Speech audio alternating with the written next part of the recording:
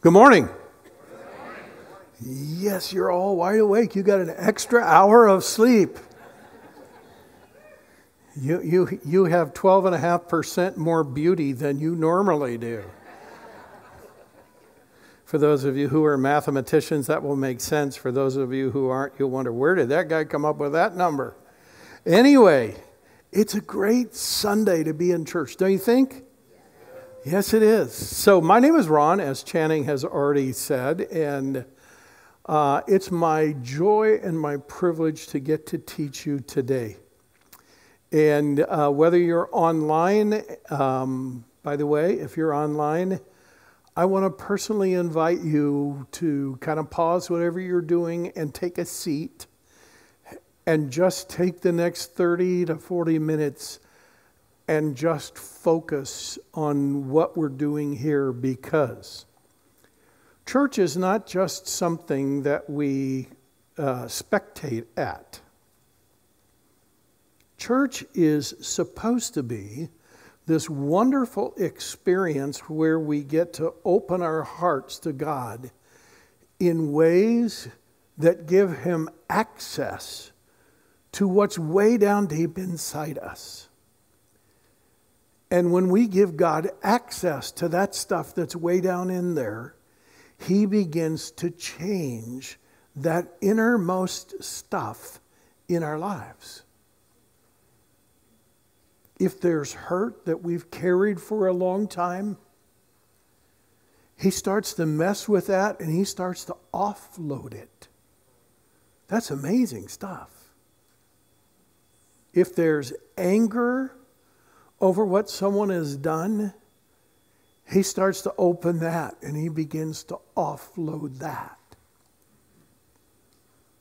There's nothing that you could name or mention that if we open our hearts to God, He can't actually change. Because it's really clear, studying the life of Jesus. And if you come to this church often, you're going to hear this a lot. Because it literally is the heartbeat of our church. And just by looking at the life of Jesus, it was clear that everyone who came to Jesus was deeply loved. Completely loved.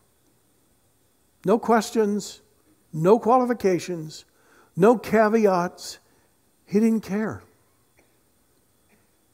If you came, you were loved. Secondly, He realized that we're all human beings, and that means none of us is perfect. Most of us have no trouble realizing that, right? Yeah, we wonder, can God do anything with this hot mess that I am? Because we all have brokenness. So everyone's loved. Nobody's perfect. But here's where church gets exciting. With God, anything's possible. Jesus never encountered a person that He couldn't redeem and change and deliver and make new. And every Sunday, at its base level, this is what we do as a church. We come, we open our hearts, and we say, Jesus, would you take me? And would you do something in my life I could never do on my own? Would you change in me what I have tried to change and I don't seem to be able to? And when we do church at that level, amazing things happen. So, I want to point us to one of my favorite verses in Scripture, and I want to tell you that there's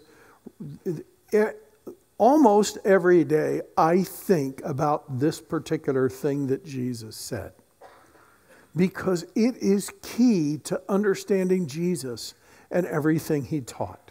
And it's up here on the screen. Jesus said this, "The reason I have come," so we're getting ready to enter the Christmas season, right? Where Jesus left heaven and came to earth as a baby boy, grew up and then lived and taught, gave His life and was resurrected. He said, the reason I did all that is so that people may have life and have it how? To the full. Now, the title of this series is Thrive. And for those of you who are new this Sunday, I want you to know that the material from last Sunday, this Sunday, and the next 2 Sundays will eventually become a class that is taught regularly in our church.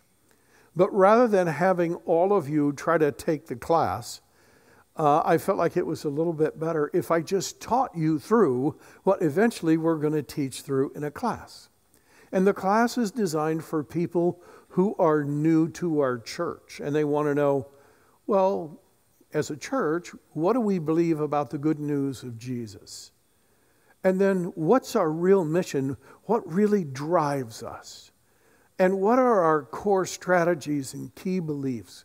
So this teaching is designed to help us understand one of our 4 core strategies. Okay? But before I jump into it, I want us to pause on this particular scripture.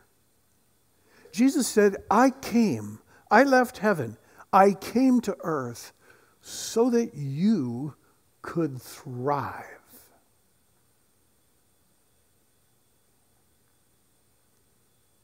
Jesus didn't come to teach you what God demands of you.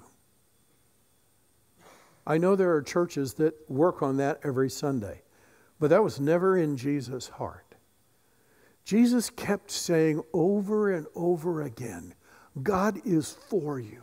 It's not about what he wants from you.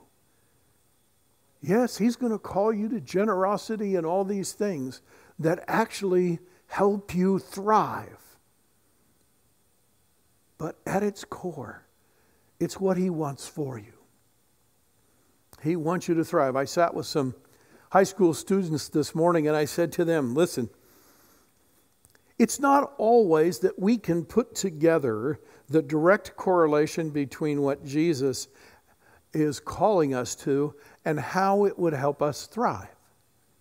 I was watching a college football game this weekend, and one of the running backs had really muscular legs and was a very powerful running back.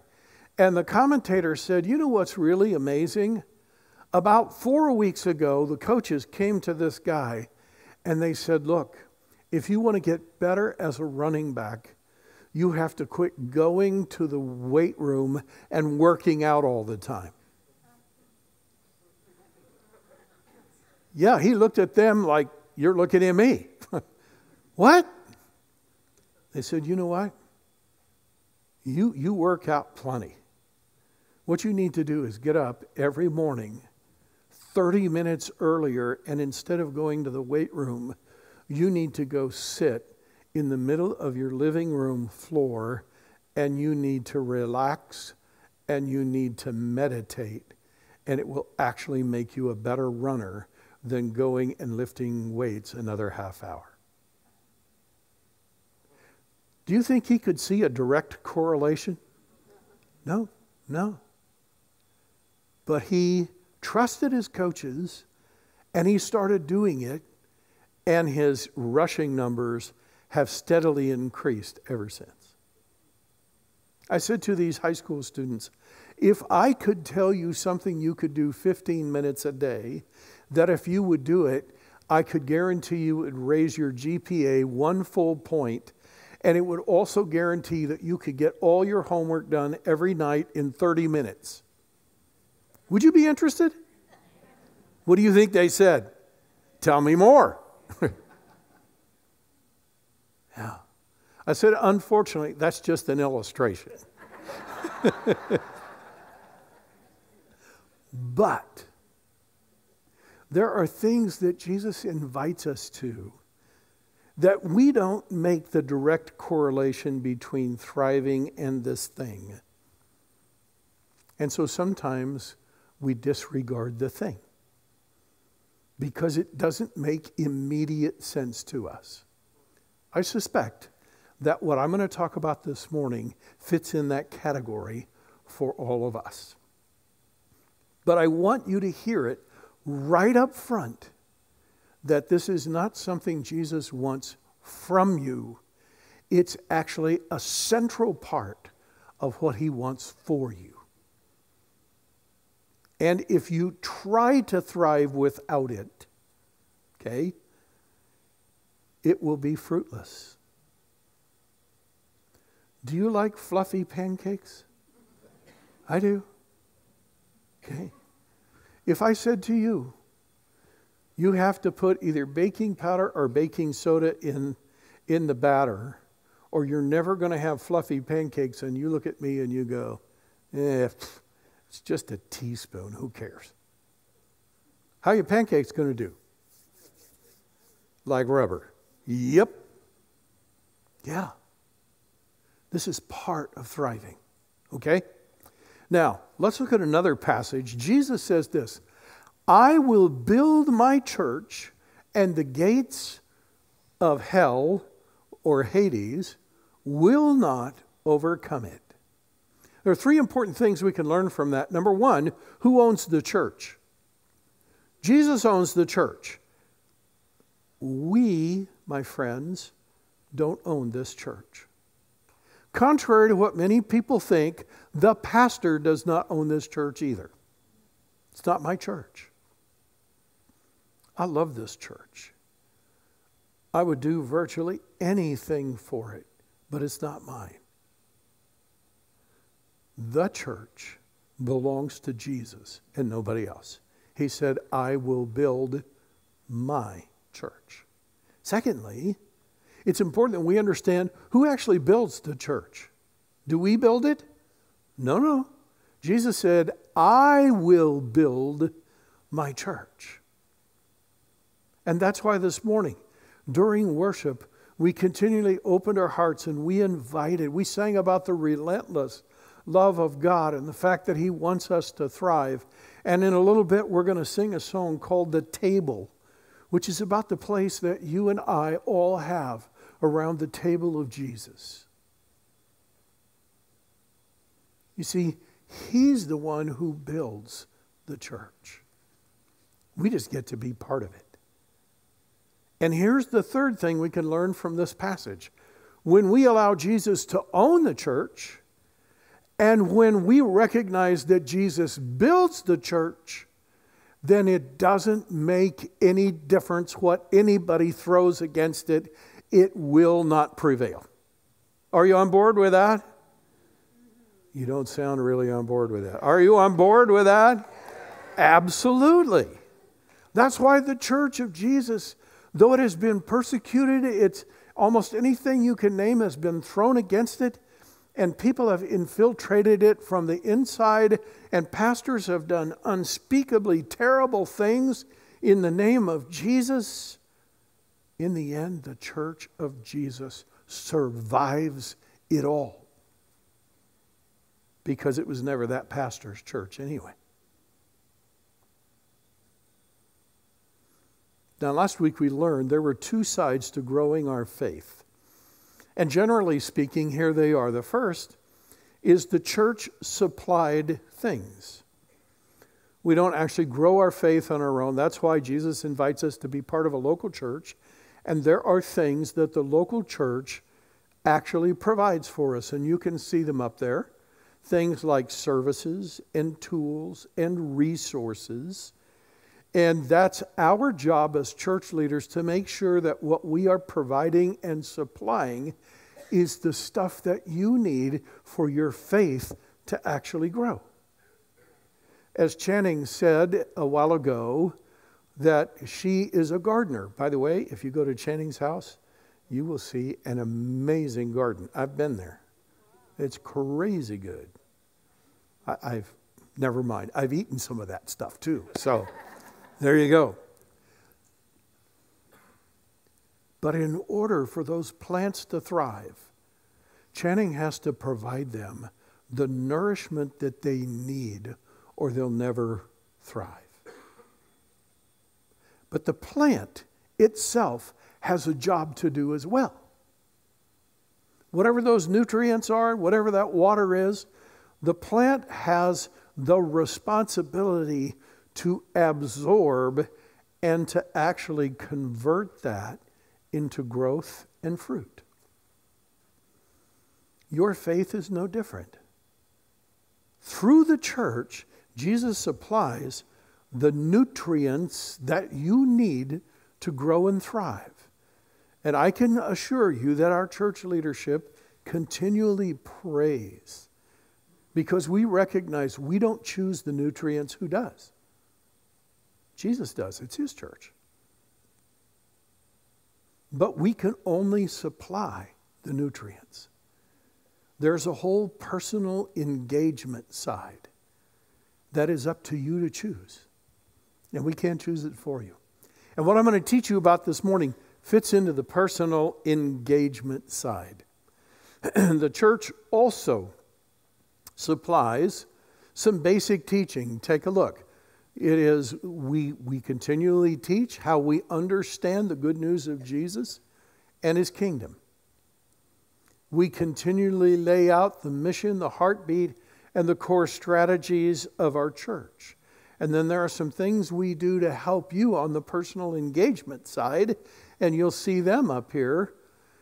We have a class like this where you get to meet some of the church's leaders. And when we teach this in a class setting, there will be 2 or 3 of our leaders at each one of those sessions so that new people in our church get to meet our church leaders. You get to ask questions. And by the way, I'll be hanging out in the lobby afterwards. And if you have questions about anything I teach this morning, please come up and ask. Okay? I want to be fully open and transparent. And then last of all, you have the opportunity to personally connect with people in our church. So how does this personal engagement thing work? Primarily around 3 things. Okay? And here they are on the screen. Gather, groups, and give back. Would you read that out loud with me, please? Ready? Gather, groups, give back. Yeah. If we could engage well in those 3 things, God does this amazing thing on the inside of us. So for the balance of our time this morning, I want to teach us about this concept of gathering. As I said to the people who were on the worship team and running our sound and tech and stuff, I said, have you ever asked yourself, whose idea was it to have a church service every Sunday? Well, as a pastor, I had to dig into that because I was wondering, is that just something I do so we can take up a collection every Sunday and keep the thing going? Or is there a purpose deeper than that?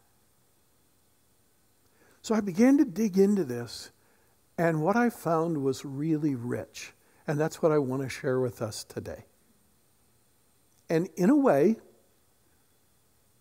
there's an irony behind this teaching. Because when you think about it, when the pastor talks about coming to church regularly, who's going to hear that teaching? The people who are already there. And the people who really need to hear it aren't there anyway. So there's an irony in this. But I want us to understand the why we do this. Okay? So here's a key principle I found as I dug into this.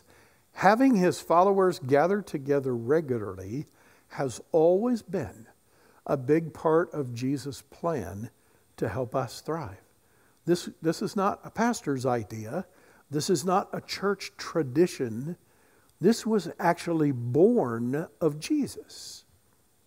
How do I know that? Well, first of all, let's take the word church. You and I tend to think of church as sort of a holy institution, right? Did you know that's not at all what that word means? It's what it has come to mean, but it's not what it meant when Jesus used it. The language that Jesus spoke was a form of the Greek language. And the word he used for church when he said, I will build my church, that word church didn't refer to anything religious. It referred simply to a gathering of people. You could have, it's the Greek word ekklesia. You could have a family ekklesia. Some of us will on Thanksgiving Day, right? The family will gather together. That's an ekklesia. It's just a gathering of people. Now, the interesting thing that Jesus did with that word is he said, I will build my gathering. So this idea of the church, of people who are followers of Jesus gathering together, it's actually wrapped up in the very word Jesus chose to use to describe us. The word church literally means gathering. Now, if you fast forward just a little bit from when Jesus said that, you find a description, a very picturesque description of the very first local congregation. And here it is in Acts chapter 2. Every day they continued to what? Meet together. They got that gathering thing. They understood that. In the temple courts, they broke their bread in their homes and ate how? Together. And with glad and sincere hearts, praising God and enjoying the favor of all the people. And the Lord added to the number daily those who were being saved. They got it right away. That Jesus has called us to gather together. We'll get into the why in a little bit. But a couple of decades later, Paul was talking to the leaders of the church in Ephesus, and he reminded them of this concept. Here's what he said to them. You know that I have not hesitated to preach anything that would be helpful to you. Do you see in there a desire for people to thrive?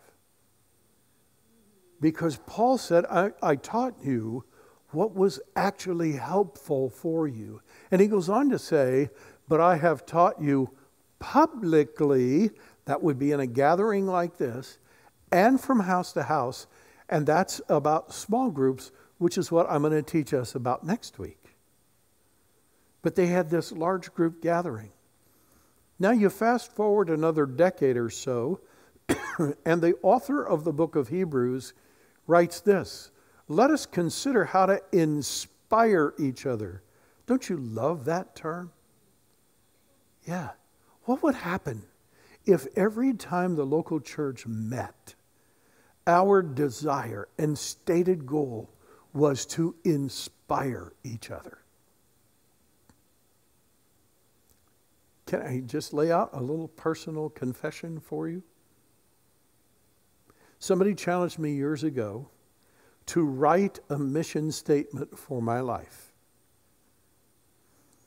And that was hard. That was way harder to do than I thought it might be. But as I prayed about it and worked on it and worked on it and worked on it, the interesting thing is my personal mission statement got shorter and shorter and shorter and shorter. No surprise, I'm a pastor, right?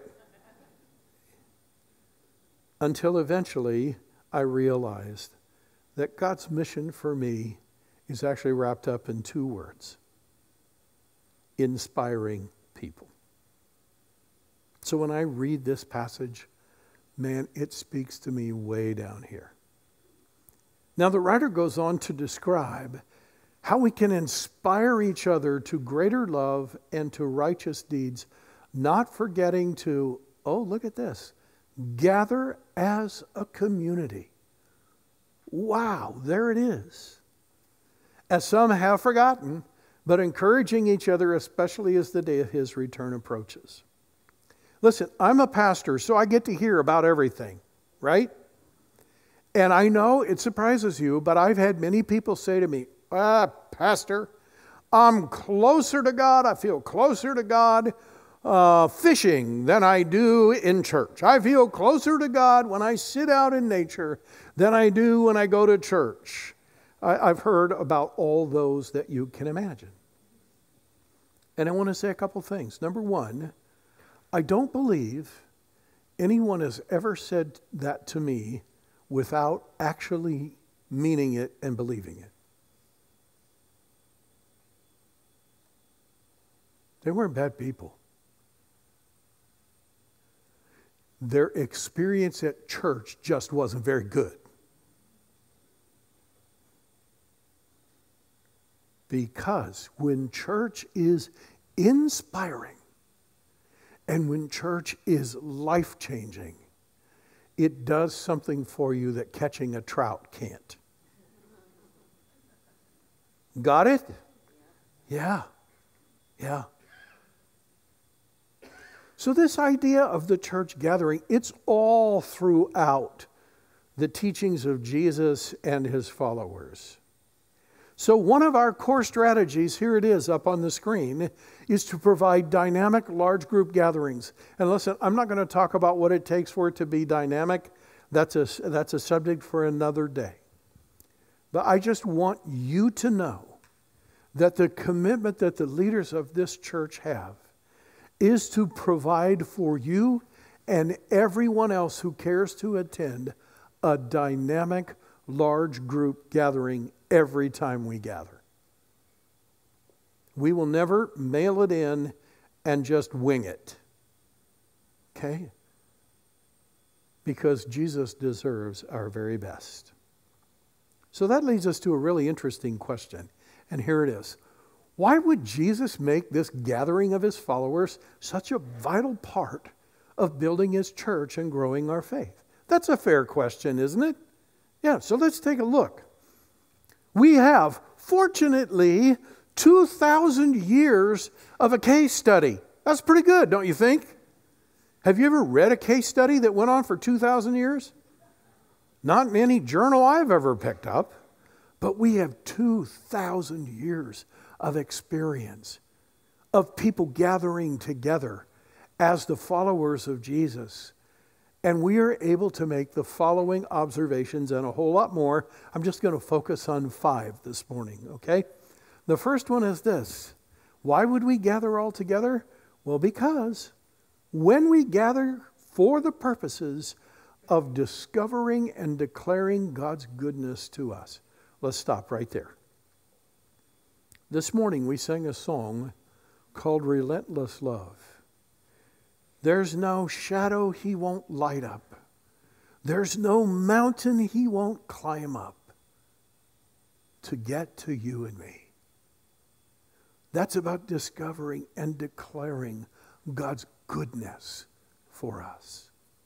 When we do that, we give the Holy Spirit an open opportunity to work in us and among us. That's why it's inspirational. Now I know we all want to live with our hearts open to God. Anybody here just want to close your heart? No, don't put your hand up in the air. No. Nobody wants to close their heart off to God. Maybe a handful of people somewhere. But most of us want to have our hearts open to God. Well, there's an amazing thing. There are a lot of plants that at night when the sun goes down, they close. Have you noticed that? But in the morning when the sun comes up, they open. Did you know your heart was made that way? And Jesus is saying, listen, when you bring your heart to a church that points you to God's goodness and inspires you in the same way that light opens a flower, a church service opens your heart. That's good stuff. Yeah.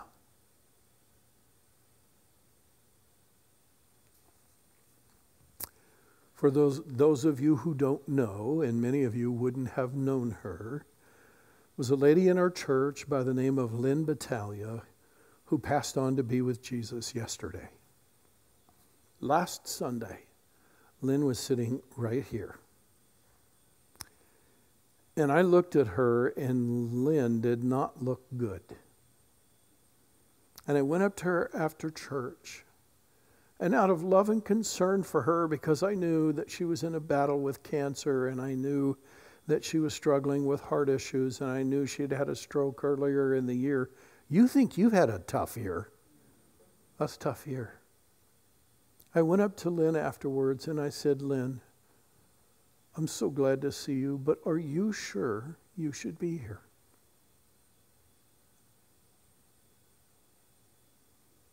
She looked at me and she said, Ron, this is where I want to be. She wasn't here because she had to be. She wasn't here to fulfill some sort of religious commitment or obligation, or because she thought God was going to land on her if she wasn't here. She was here because she was saying to me, Ron, I get something in here every time I'm here that no matter how weak and tired I am, I need it and I want it. Reason number 2. Because when we gather in a culture of full love and acceptance for everyone, we get to engage with people who are searching and introduce them to Jesus. It was always part of Jesus' plan for his church that the church would have this loving influence on people who were looking for something in their life that they just couldn't find. Not that they were bad people, not that they were empty people, but they knew there was something missing. And when our church service is done in the context of full love and acceptance, then people who are sinners. Do you know how the crowd that followed Jesus was described on more than one occasion? Now, among the crowd who followed Jesus, there were notorious sinners. People good at it. Probably people devoted to it. And yet, when they came in the presence of Jesus, they felt loved and fully accepted. I just want to say to all of you, if you've been coming to our church any length of time at all, you already know this. But if you're relatively new, there's not a person that you could mention, name, or invite that if you brought them to our church wouldn't be fully loved and accepted the moment they came. Are you on board with that? Yes. Absolutely. Absolutely. And in that context, sometimes we get to introduce them to Jesus. Reason number 3. Because when our teaching is grounded in God's Word and shared with authentic passion, humility, and transparency, others are inspired and encouraged to lean in and build their own faith.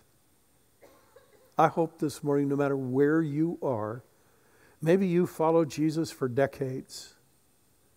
I hope that something that happens in our service this morning causes you to lean in. Like the teenagers, tell me more. Yeah. If you're new to our church, I hope that several things you hear today will cause you to lean in and want to learn more about Jesus and begin to explore how he can help you build your faith. Reason number 4. Because when we engage together in musical worship, focusing on God's goodness and his breathtaking wonder, we are drawn in and personally experience God's life-giving and restorative presence. Virtually every Sunday as we are singing together and worshiping, I feel chills. I get goosebumps. Quite often I get moved to tears. I did earlier this morning. And it wasn't even during church service. It was when the band was practicing. Okay? But they were singing about this relentless love of God who leaves the 99. And that refers to a story Jesus told about a shepherd who had 100 sheep. And 99 of them were in the fold, but one had wandered off. And he left all 99 to go after that one. And when he found that one sheep, he put it on his shoulders. He didn't drive it back with a rod. He put it on his shoulders. And he lovingly carried it back. when I think that Jesus knows every single one of us, He knows right where you are right now in life. He knows every challenge you're facing. He knows every victory you've had recently. He knows how your relationships are with your kids. He knows how your relationships are at work. He knows it all. And He's here for you. And when you open your heart to Him, He meets you right where you are. And you begin to experience His presence. And I hope this morning He touches you deeply, because He's been touching me deeply this morning. And reason number 5. Because God catalyzes our spiritual growth and touches our spirits in large group gatherings in ways that are not available either through small group experiences or when we are alone with Him. Just pause right here. Okay? Let's talk about catalyze. Okay? If you're a chemist, you might know what that word means. If you're not a chemist, maybe you might not. A catalyst is when you have two subjects, two different substances, and there's a chemical reaction that can take place between them. There are some substances where you have substance A and substance B, and you put them together and nothing happens until you introduce a catalyst, a third substance. And when you introduce that substance, there's an amazing chemical reaction that takes place. And when you're all done, the catalyst is unchanged. You still got it.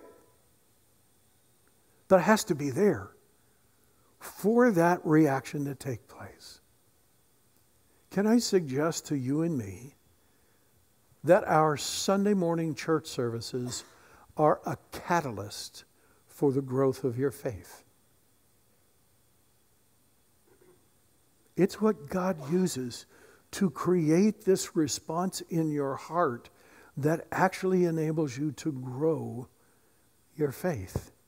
So here's a real practical way that I want to say this. If you want the most Jesus you can get, that sound good? Yeah, if you want the most Jesus you can get, well, then you got to go to church. It's that simple. Because when you don't, you miss. It doesn't mean you miss Him altogether. But man, do you miss what could be yours. And Jesus said, listen, I came so you could have life and have it to the full. So I'm not up here to guilt anyone into coming to church regularly. I'm not here to tell you, man, if you don't go to church regularly, when you die, it might get a little warm. I'm not here to scaring you into going to church. I'm here simply as a representative of Jesus who invites you to come and allow Him to do in your life what He can't do in any other context. How do I know that? I want to close with this teaching of Jesus. Let's go one more slide, Gus, thanks. Jesus said, when 2 or 3, what are the next 2 words? Gather together. That sound like a common theme this morning? Yeah. When 2 or 3 gather together in my name, what does He say? I am there in the midst of them. Listen, friends, you can go fishing, okay, on a Sunday morning and miss the gathering of Jesus' people, and you can sense Jesus there, but you can never sense Him there at the level that you can sense Him here, because He says, when you gather in my name, I show up in a way I don't show up when you don't gather. That's pretty simple, isn't it?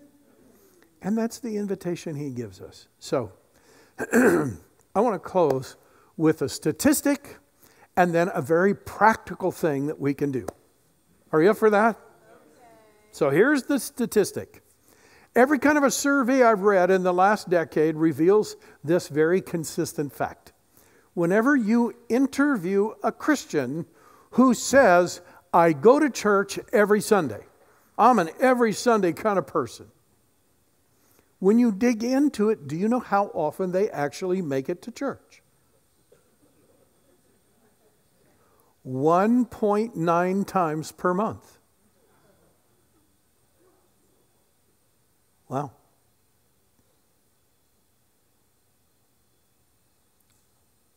I'm not here to make us feel guilty. But you know what? I do believe we can do better than that. Do you believe that? Yes, we can. So here's the challenge. It's a very simple way to apply this. Take a look. I will mark on a calendar every time I put myself in a large group meeting of the church with a personal goal to average at least 3 times each month. Are you up for that challenge? Will you get a calendar and start marking it down? You might be surprised at, I'm not doing that good. It's not that you have to do better, it's that you can do better. And it's not just about attending church. It's about realizing when I have the opportunity to open my heart in a very special way 4 times a month, and I'm doing it 1.9 times, I'm missing out. And Jesus doesn't want you to miss out, and neither do I.